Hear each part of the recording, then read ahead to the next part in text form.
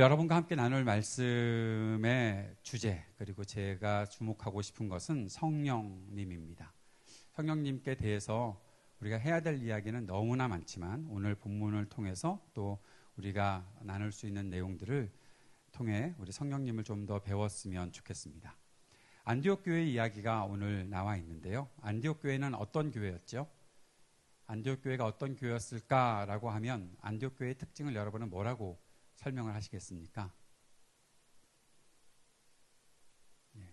사실은 물었으면 대답을 들어야 되는데 여러분이 대답을 잘 안 하시니까 제가 묻고 제가 혼자 대답하고 그래야 될지도 모르겠는데요. 안디옥 교회 처음으로 그리스도인이라는 별명을 들었던 교회라는 거 기억하십니까? 제가 지지난주에 우리 설교하면서 여러분께 숙제 하나 내드렸었죠. 네, 꼭 처음 교회 오신 분들처럼 환영합니다. 네, 그런데 그리스도인이라는 소리를 듣는 누군가에게서 내 친구들, 내 이웃들, 주변의 사람들에게 당신 크리스찬이냐? 라고 그렇게 질문을 받아봤으면 좋겠다. 그런 말씀을 드리고 한번 해보자. 2주 이후에 와서 그렇게 말씀을 남들로부터 들었던 사람들에게 선물을 주겠다. 라고 그렇게 말씀을 드렸는데 저는 진짜 그게 어려운 시대인 것을 알기에 여러분 중에 몇 명이나 할 수 있을까? 괜히 또 부담 주어서 막 힘들고 내가 크리스찬이라고 이렇게 소리 듣고 살아야 되는데 뭐 안 되고 너 교회 안 다니지? 뭐 그 소리 들을 것 같고 뭐 그렇게 할 것 같아서 좀 숙제를 내놓고서도 좀 마음에 좀 찔림이 그리고 또 부담이 있었는데 일주일도 되기 전부터 뭐 벌써부터 크리스찬이냐라는 소리를 들었다느니 뭐 별별 이야기들이 많이 있고 막 그래서 정말로 그랬던 거 맞죠? 못 들으셨던 분들은 너무 부담 갖지 마십시오. 뭐 오늘부터 또 하면 되죠. 그런데 그래서 선물을 주기로 했잖아요. 선물을 어떡하지? 막 이 사람들이 많으면 이게 큰일 났는데 하는 그런 생각을 가지고서 있었는데 예빈자매가 아주 좋은 힌트를 저한테 주어서 선물을 여러분께 준비해 가지고 왔습니다. 특별히 여러분이 요즘에 잠언 묵상을 시작하고 나서 잠언 필사하는 일이 우리 청년들 사이에서 막 유행처럼 번져나가고 있다고 해서 글씨 잘 쓰라고 펜을 준비해 왔으니까 이따가 여러분 받아가시면 됩니다. 제 가방 속에 있거든요. 근데 제가 가방을 그냥 들고 가지 않도록 옆에서 좀 알려주셔야 됩니다. 그래서 잠언 열심히 쓰시고 열심히 쓰면서 또 사람들에게 그렇게 또 사람들이 물어보겠죠. 너 뭐 쓰니? 잠언. 너 교회 다니니? 너 크리스찬이니? 또 물어보겠죠. 그러면 더 좋을 것 같다는 생각이 듭니다. 안디옥 교회는 그런 교회였습니다. 저 사람들 그리스도인이야 라고 부를 수밖에 없을 정도로 특별한 삶을 살았던 사람들이 그들이었습니다. 크리스찬, 즉 그리스도를 따라 사는 사람들, 그리스도께서 사셨던 그대로를 따라서 살려고 했던 사람들, 그들의 마음도 그들의 말투도 그들의 행동도 그들이 사람들을 보는 눈빛도 그들의 손짓 하나하나도 그리스도를 따라 살았기 때문에 그들에게는 별명을 붙여주지 않고서는 이 세상의 사람들과 구별할 수 있는 무엇인가가 없었기에 그들은 그렇게 살았던 사람들이었습니다. 그런 크리스찬이라는 이름을 붙여줬던 것입니다. 어떻게 그런 일들이 있을 수 있었을까? 어떻게 그런 일들을 할 수 있었을까? 오늘 성경을 보다 보면 그들이 그 일들을 사람들에게 당신들 크리스찬이라고 질문을 받을 수밖에 없었던 그 이유 중에 가장 중요한 것은 그들이 성령께서 하시는 일을 그대로 마음에 받고 그대로 성령의 인도하심을 따라 살았던 사람들이었기 때문입니다. 본문을 통해서 우리는 성령님의 인도하심을 받는다면 우리의 삶이 어떻게 달라질까? 그것도 제대로 성령님께서 제대로 인도하시는 그 삶을 살게 되면 우리는 어떻게 될까? 오늘 그 내용들을 여러분과 함께 오늘 본문이 허락하는 내용만큼만 한번 나누어 보고자 합니다. 그 이전에 먼저 2가지 생각해야 될 것이 있습니다. 성령님에 대해서 우리가 생각할 때 우리가 꼭 마음속에 담아두어야 하는 2가지가 있는데 첫 번째는 성령님은 제자들, 그리스도인들, 예수 그리스도를 따라 사는 사람들에게 자신의 뜻을 알려주신다라는 것입니다. 성령님께서 함께 하시면 우리는 하나님의 뜻을 알게 됩니다. 하나님께서 우리에게 말씀하시는 것을 깨닫게 됩니다. 하나님께서 우리를 어떠한 뜻으로 어떠한 마음을 가지고 어떠한 계획으로 인도하신다는 사실을 알게 된다는 것입니다. 왜냐하면 우리가 그리스도의 길을 따르는 제자들이기 때문이고 그 제자들의 마음 중심에는 성령께서 인도하시는 그 인도하심이 분명히 나타나 있기 때문입니다. 안디옥 교회에는 제자들이 있었죠. 그리스도의 복음을 증거하는 사람들이었죠. 그들은 그리스도를 따라 사는 사람들이었죠. 그들을 통해서 하나님께서 역사하시고 그들에게 그리스도를 깨닫게 하시고 그리스도의 말씀을 따르게 하시는 그런 성령님의 역사가 나타났던 것입니다. 요한복음 14장 26절에 보면 보혜사 곧 아버지께서 내 이름으로 보내실 성령 그가 너희에게 모든 것을 가르치고 내가 너희에게 말한 모든 것을 생각나게 하리라 라고 말씀하셨습니다. 성령께서 오시면 성령께서 우리에게 오시면 성령께서 우리에게 가르쳐 주신다고 했습니다. 예수님께서 말씀하신 그 모든 것들을 기억하게 하시고 생각하게 하신다라고 말씀하셨습니다. 성령님께서 하시는 일은 바로 그것입니다.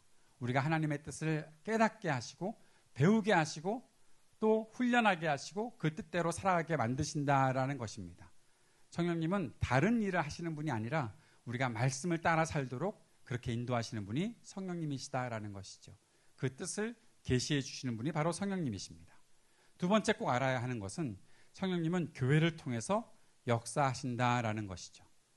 성령이 충만하다라는 것은 내가 개인적으로 성령의 충만을 누리는 어떤 은혜를 경험하는 것도 분명히 있을 수 있지만 성령 충만한 사람이 맺는 열매들을 보면 그것은 그리스도의 공동체 바로 교회에서 나타나는 일들이다라는 사실을 알 수 있습니다. 여러분 갈라디아서 5장 22절에서 23절 말씀 다 외우고 계시죠? 예. 오직 성령의 열매는 시작 또 보여주고 있죠. 예, 또 보여주고 있습니다. 너무 좀 꺼놓고 외웠으면 좋겠습니다. 예, 네. 빨리 해야 외울 수 있는 거잖아요. 사랑과 희락과 화평과 오래 참음과 자비와 양성과 충성과 온유와 절제니. 천천히 하면 잊어버려요. 어디서 자꾸 막혀요. 빨리 해야 되는. 근데 여러분 빨리 하던 뭐 천천히 하던 이걸 외우던 떠듬떠듬 하던 빼놓고 있던 이 9가지 열매를 잘 생각해 보면 이것은 나 혼자서 살면서 맺을 수 있는 열매가 아니에요. 사랑은 누군가와 함께 해야 되는 거죠. 아니에요? 사랑을 혼자 합니까? 아, 나 사랑이 넘쳐 혼자서 막 거울 보면서 하트 그리고 막 그렇게 하는 거 아니잖아요. 희락은 혼자서도 할 수 있나요? 예, 혼자서 희희거리고 웃는 사람들은 좀 병원에 잠깐 가봐야 됩니다. 내가 왜 이렇지? 자꾸 웃음이 나네? 예. 화평이야말로 서로 간의 관계 속에서 이어지는 거잖아요. 오래 참는 것. 여러분 관계에서 오래 참는 것이지 혼자서 오래 참을 수 있는 것은 대소변밖에 없어요. 예. 자비도 누군가에게 베푸는 것이에요. 양선도 누군가에게 베푸는 것이에요. 충성도 누군가의 관계 속에서 있는 일이에요. 온유한 것도 마찬가지고 절제도 마찬가지예요. 내가 누군가에게 온유한 것이 나 혼자서 온유하고 나 혼자서 부드럽고 온유하다는 것에 저 중심된 의미는 하나님의 말씀대로 내가 움직일 수 있느냐 하는 그 부드러움을 가지고 유연하게 살아갈 수 있느냐 하는 것인데 하나님과의 관계에서 사람들과의 관계에서 그 온유가 나타나야 되는 것이죠. 절제도 마찬가지입니다. 관계 속에서 절제가 있어야 되는 거죠. 내가 하고 싶은 일 마음대로 하면 되나요? 내가 하고 싶은 일 뭐 시도 때도 없이 내가 하고 싶은 일 막 그렇게 하는 거 아니잖아요. 왜 그것을 우리가 절제해야 되죠? 사람들과 관계 속에 살고 있으니까 그런 거죠. 함께하는 공동체 속에서 있으니까 그런 거죠. 아, 내가 하고 싶은 일을 하지 말아야 될 때도 있구나. 왜요? 누군가를 위해서 그런 거잖아요. 이 모든 것들은 공동체에 나타나는 열매입니다. 성령께서는 교회를 통해서 역사하시는데 성령 충만한 사람들은 교회를 더 이롭게 하고 더 유익하게 하는 일들을 한다는 거예요. 내 마음대로 신앙생활을 한다? 신앙생활을 하는데 내가 마음대로 한다? 말이 안 되는 거예요. 신앙생활은 마음대로 하는 게 아니에요. 성령께서 우리 안에 충만히 거하시면 내가 능력을 받아서 무엇이든지 할 수 있다. 난 해낼 수 있어. 여러분 그 찬송을 이상하게 적용하면 안 돼요. 교회에서 내 마음대로 하는 거 내가 해낼 수 있다라고 말하는 거 아니에요. 주님이 함께 하시고 주님께서 역사하셔서 주님께서 하라고 하시는 일들을 해야지. 주님께서 하라고 하시는 일들을 내가 해낼 수 있다는 것이지, 내가 좋아하는 일, 내가 하고 싶은 일, 그거 마음대로 하는 것이 하나님의 은혜 받고 살아가는 삶이 아니에요. 꼭 두 가지 기억하십시오. 성령님을 생각할 때마다 기억하셔야 됩니다. 성령께서는 우리에게 말씀하시는 분이시고, 성령께서는 우리가 교회에서 공동체를 유익하게 하는 사람들로 살아가게끔 만들어 주시는 분이시다. 그 마음을, 그 생각을, 그 말씀을 꼭 기억하고서 오늘 성령께서 우리 안에서 제대로 역사하시면 우리는 어떻게 될까? 그 말씀을 생각해 보아야 하는 것입니다. 첫 번째, 하나님의 성령, 그 성령께서 우리를 제대로 인도하시면 우리에게는, 우리 각자에게는, 우리 공동체는 어떤 일이 일어날까? 첫째는 성령님께서 사람들에게 일을 시키신다는 것을 경험하게 됩니다. 1절에 보니까 안디옥 교회에 선지자들과 교사들이 있었다고 했고, 곧 바나바와 니게르라 하는 시므온과 구레네 사람 루기오와 분봉왕 헤롯의 젖동생 마나인과 및 사울이라. 안디옥 교회에 교회를 섬기는 여러 사람들이 있었다라는 것들을 보여주고 있습니다. 그리고 2절에 보면 그들이 주를 섬겨 금식할 때에 성령이 이르시되 내가 불러 시키는 일을 위하여 바나바와 사울을 따로 세우라 하시니라고 말씀하고 있습니다. 성령께서 함께 하시는 곳, 성령께서 일을 시키시는 곳, 성령께서 역사하시는 그곳에 복음을 가르치고 말씀을 가르치는 사람들이 있었고, 그들과 함께 하나님의 일들을 해나가면서 교회를 건강하게 세워나가고 있었다라는 것들을 보게 됩니다. 여기에 보면 참 다양한 사람들이 구성되어 있다는 것들을 보게 되죠. 니게르라고 하는 시므온, 아마 피부가 검었던 아프리카인 같은 사람들을 가리키는 말이 니게르라고 하는 말이었고요. 구레네 사람도 마찬가지 북아프리카에 사는 사람이었기 때문에 아프리카인이었던 것 같습니다. 그리고 분봉왕 헤롯의 젖동생이라고 했으니까 헤롯과 오랫동안 어려서부터 같이 자랐던 사람들. 어떤 면에서는 사람들이 좀 천하게 여기는 사람들이 있을 수도 있고, 어떤 면에서는 귀족 같은 사람들이 있을 수도 있고, 바나바 같은 사람도 있고 사울 같은 사람도 있는데, 이들이 함께 협력해서 교회를 세워가고 있다라는 거죠. 그들이 누구를 중심으로 이 일을 할 수 있었을까요? 성령 하나님께서 역사하시는 일들을 잘 받아 누렸기 때문에 할 수 있었던 것이죠. 사랑하는 여러분, 하나님께서 우리 안에 거하시고 성령께서 우리 안에 거하시면 우리는 각자 다양한 삶을 살아가고 있었지만 그 안에서 하나된 하나님의 일들을 감당할 수 있는 사람이 되는 것입니다. 그런데 그들이 금식했다고 나오고 있네요. 2절에 주를 섬겨 금식할 때에 성령이 이르시되 내가 불러 시키는 일을 위하여 바나바와 사울을 따로 세우라 하셨다라고 말씀하고 있습니다. 하나님의 뜻을 이루기 위해 성령께서 불러서 시키시는 일을 그들이 행하게 되었던 것이죠. 금식이라는 단어가 나오니까 금식을 한번 생각은 해보고 넘어가야 될 것 같아요. 왜냐하면 내일부터 우리 교회가 푸른 나무가 릴레이 금식 기도를 100일 동안 하기 때문에 더 그런 것 같습니다. 때마침 금식이라는 단어가 나와서 또 얼마나 이게 하나님의 역사인지, 내일부터 금식을 해야 합니다. 저도 내일 아침부터 다음 주 주일 아침까지 매일 아침을 금식하기로 했으니까 아마 점심 때 많이 먹을 것 같아요. 아까 누가 물어보더라고요. 몇 시까지 금식하는 게 점심 금식이냐. 그래서 제가 시간을 말해줬어요. 11시부터 5시까지는 금식해야 점심 금식이 아니겠냐. 그렇게 말을 해놓으면 저는 분명히 알고 있죠. 아침을 10시 50분쯤 먹을 거예요. 그래놓고 저녁을 5시 지나자마자 먹었고, 알아서 하십시오. 여러분이 알아서 하시는 건데, 제일 중요한 것은 금식을 왜 하느냐죠. 금식을 왜 합니까? 내가 원하는 뜻을 관철시키기 위해서 금식합니까? 그건 금식이라고 안 하고 그런 것을 가리켜 단식투쟁이라고 하는 겁니다. 하나님 이거 안 해주시면 나 굶다가 죽을 겁니다. 막 그렇게 얘기하는 건 단식투쟁이죠. 그러려면 띠도 하나 준비해 놓으셔야 되고, 우리가 금식하는 이유는 하나님의 뜻을 온전히 받기 위해서입니다. 하나님께서 내게 말씀하시는 것을 온전히 듣기 위해서 금식하는 겁니다. 다른 먹을 것들로 나를 채우지 않겠다라는 겁니다. 하나님의 뜻이 아니면 채우지 않겠다라는 겁니다. 하나님만 사모하며 살겠다는 겁니다. 다른 것에 욕심내지 않고 다른 것에 기울어지지 않고 오직 하나님께만 내 모든 초점을 맞추고 하나님께 집중해서 있겠습니다라는 마음을 가지고 금식하는 거예요. 우리 교회에 기도 제목들이 있습니다. 뭐 공간을 위한 기도 제목도 있고 여러 가지 기도 제목들이 있을 겁니다. 다음 세대를 위해서 기도해야 되는 것도 있고 여러 가지가요. 근데 왜 금식을 합니까? 하나님 이거 이루어 주셔야 합니다. 100일 동안 이루어 주셔야 합니다. 100일 지나고 나서 안 되면 알아서 하세요. 막 그렇게 이를 악물고 금식하는 게 아니라 하나님의 뜻이 무엇입니까? 하나님께서 무엇을 하시겠습니까? 우리가 하나님께서 하시는 일을 전적으로 수용하며 살 테니 내 안에 하나님의 뜻으로 하나님의 은혜로 나를 가득히 채워주십시오. 그래서 내가 그렇게 기도하며 하나님께 집중할 수 있게 도와주십시오. 그렇게 하다 보면 하나님께서 우리에게 분명히 보여주실 것들을 보여주시겠죠. 하나님께 내 모든 것들을 맡기고 살고 싶습니다. 하나님만 사모하며 살겠습니다. 안디옥 교회 사람들이 그렇게 금식하며 기도했고 그 안에서 하나님께서 시키시는 일들을 하게 되었고 그 안에서 바울과 바나바를 세우게 되었고 어디론가 보내게 되었다라는 것입니다. 하나님께서 시키시는 일을 하기 위해서 그들은 성령의 음성을 들었고 성령께서 시키시는 일들을 하나씩 하나씩 해나가고 있었습니다.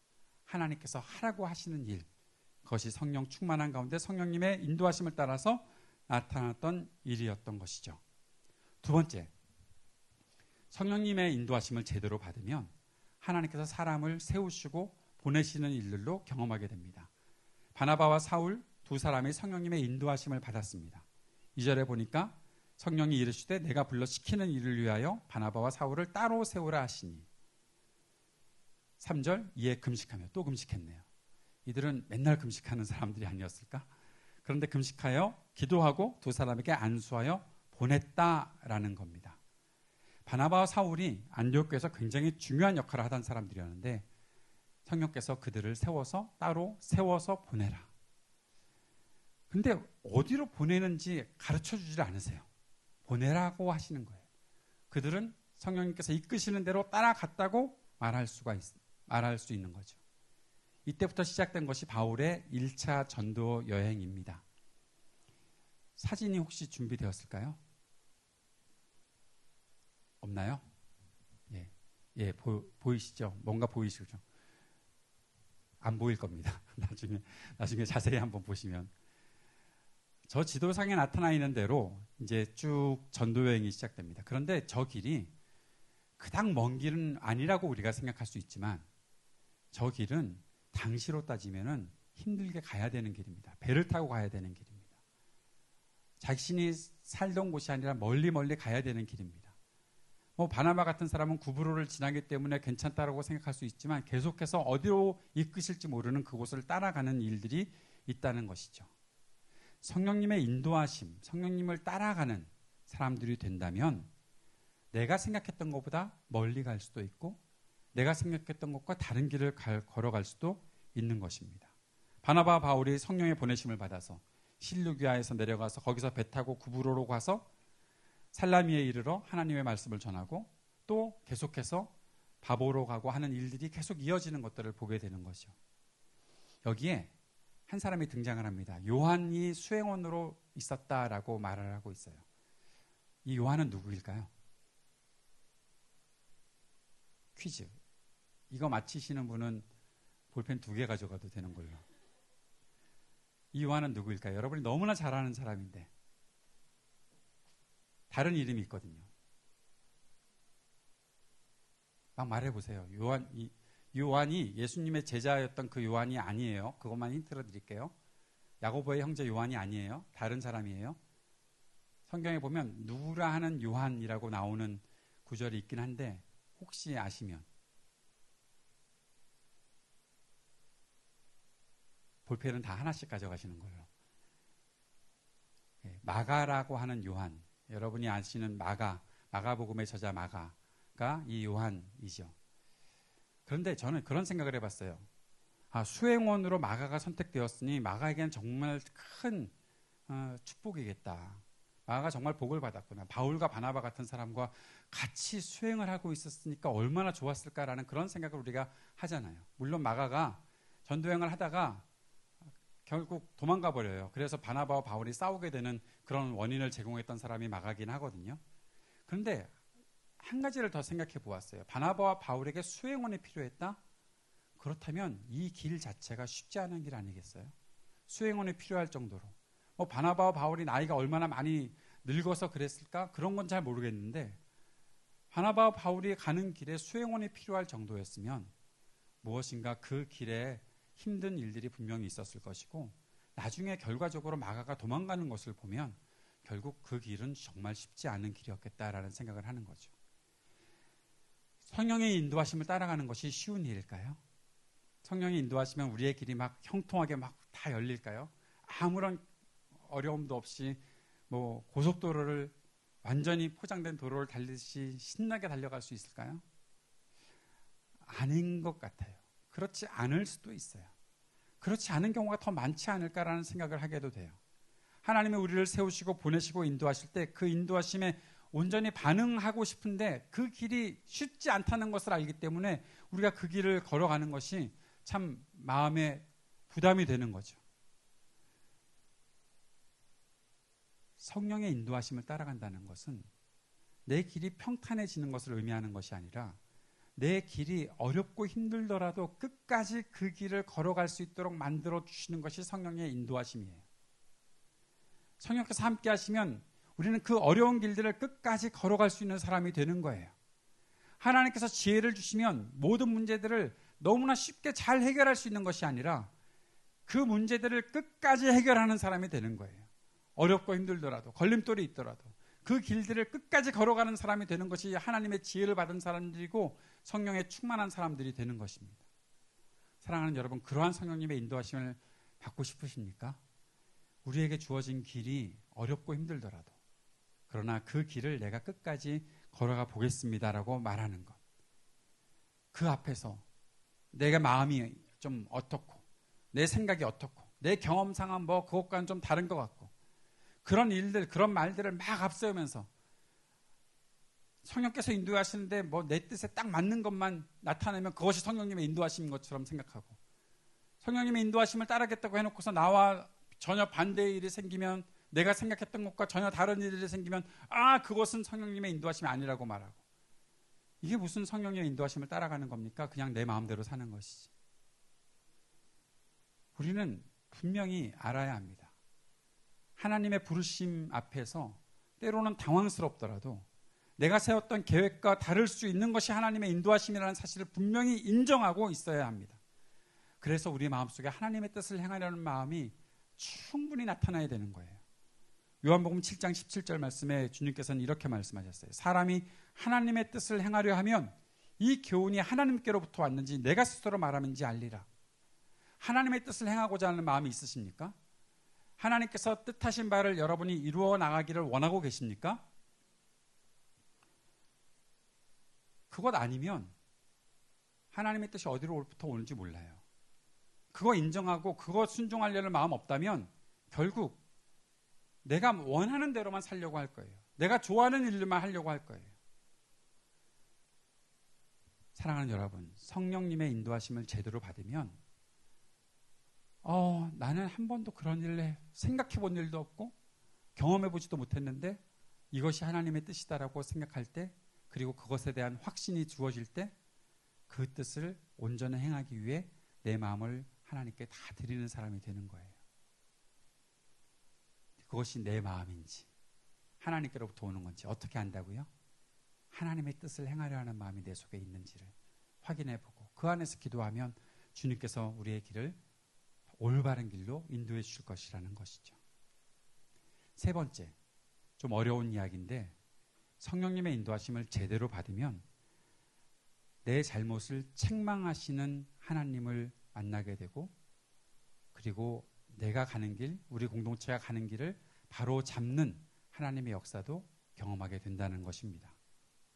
바나바와 바울이 바보라는 섬에서 마술사를 만났습니다. 바예수라고 하는 사람이었는데 그가 마술사였어요. 그는 거짓 예언자라고 했습니다. 그리고 거기에다 유대인이었습니다. 근데 거짓 예언자였고 마술사였어요. 사람들을 속이는 사람이었던 것이죠. 그런데 그가 누구 옆에 있었나 하면 당시에 총독이었던 서기오 바울을 늘 옆에서 모시고 있었어요. 총독을 모시고 마술을 행하는 사람이니까 얼마나 그 총독이 헛된 것들에 자기의 마음을 빼앗기겠습니까? 그런데 서기오 바울이라는 사람은 총명했던 사람이었거든요. 그 총명함이 뭘로 증거되나 하면 그는 하나님의 말씀을 듣고자 하는 마음이 있었어요. 그래서 바울과 바나바를 불러서 그 하나님의 말씀을 듣고자 했었어요. 그런데 이 마술사가 그 일을 방해하고 있었던 것이죠. 하나님의 말씀을 들으려고 하는 사람을 방해하는 사람, 그 사람은 책망받아 마땅한 사람이었는데 그 책망이 어떻게 이루어지나 하면 성령께서 바울에게 충만히 임하셔서 바울이 그 성령의 충만함을 가지고 엘루마라고 하는 그 마술사의 잘못에 대해서 강력하게 책망합니다. 너 속임수와 악행으로 가득 찬 악마의 자식아, 모든 정의의 원수야. 너는 주님의 바른 길을 굽게 하는 짓을 그치지 못하겠느냐. 보아라, 이제 주님의 손이 너를 내리칠 것이니 눈이 멀어서 얼마 동안 햇빛을 보지 못할 것이다. 아주 강력하게 책망했어요. 베드로가 아나니아와 삽비라를 책망했던 것만큼의 강력함이 여기 있었던 것 같아요. 그리고 결국 바예수가 눈이 멀게 되었고 그 사실을 보면서 서기오 바울이라는 이 총독이 주님을 믿게 되었던 것이죠. 저는 여기서 두 가지를 보게 됩니다. 하나는 누군가를 책망하는 소리가 바울에게 성령을 통해서 있었다라는 거예요. 공동체 안에서 함께 지내다가 잘못을 범하거나 바른 길을 걸어가지 못하는 사람을 향해 책망하는 일은 사실 쉽지 않습니다. 여러분, 누군가를 책망하는 일이 쉬운 것 같으세요? 화내는 건 쉬울 수 있어요. 책망하고 돌이키게 만드는 일은 너무너무 어려운 일이에요. 왜냐하면 그것에 내 감정이 쏟아져서도 안 되고 정확하게 꾸짖고 책망하고 바로 세워야 되는 것이거든요. 그 일하는 것은 너무 어려운 일이에요. 공동체의 지도자는 사실 그런 일들을 할 수 있어야 해요. 잘못된 일들을 바로 잡아야 하기 때문에, 공동체를 바로 세워야 되기 때문에. 우리 푸른나무에서도 혹시라도 잘못된 일이 나타난다면 책망할 수 있어야 합니다. 그런데 그러려면 우선 권위도 있어야 되고 또 여러 가지 조건들이 필요할지 모르겠어요. 그런데 다른 어떤 것보다 가장 중요한 것은 성령의 충만함을 가지고 있는 거예요. 지도자가 성령의 충만함이 있어야 잘못된 것을 잘못되었다고 말할 수 있는 거예요. 그 성령의 충만함을 가지고 있는 사람은 잘못된 것에 대해서 성령께서 말씀하고자 하시는 그 적절한 타이밍에 가장 적절한 말로 책망하고 사람들을 돌이키게 하는 일들을 해나가는 것입니다. 그런데 성령에 충만하지 않으면 아마 화만 낼 거예요. 그리고 서로를 향해서 아주 안 좋은 말만 할지도 몰라요. 그렇게 해나가다 보면 결국 서로에게 상처가 남을 수밖에 없는 것이겠죠. 또 한 가지, 성령에 충만한 사람은 하나님께서 책망하시는 것들을 받아들일 수 있는 사람입니다. 내가 잘못했던 일들을 회개하고 돌이킬 수 있는 사람이 되어야 된다는 거예요. 하나님께서 책망하시는 소리를 들을 수 있는 귀도 마찬가지로 성령의 역사하심 속에 나타나는 것입니다. 사랑하는 여러분, 성경이 우리들에게 늘 좋은 말만 하는 것으로 착각하고 있지 마십시오. 우리를 책망하는 말씀도 얼마나 많이 있는지 모릅니다. 성경을 읽어가면서 나에게 책망하는 말씀이 있으면 아유, 난 이런 말씀 듣기 싫어, 안 볼래, 덮어놓고 또 다른 거 좋아하는 말씀들만 찾아서 밑줄 긋고, 축복한다는 말씀들은 다 밑줄 긋고, 나를 내 잘못을 책망하셔서 재앙을 내리시겠다고 말씀하시는 것들은 다 지워버리고, 신명기 28장 같은 경우에는 우리에게 복을 주시겠다고 하는 말씀보다 우리가 잘못하면 벌을 내리시겠다고 말씀하시는 것이 훨씬 더 많거든요. 그러면 그 많은 부분을 다 버릴 거예요?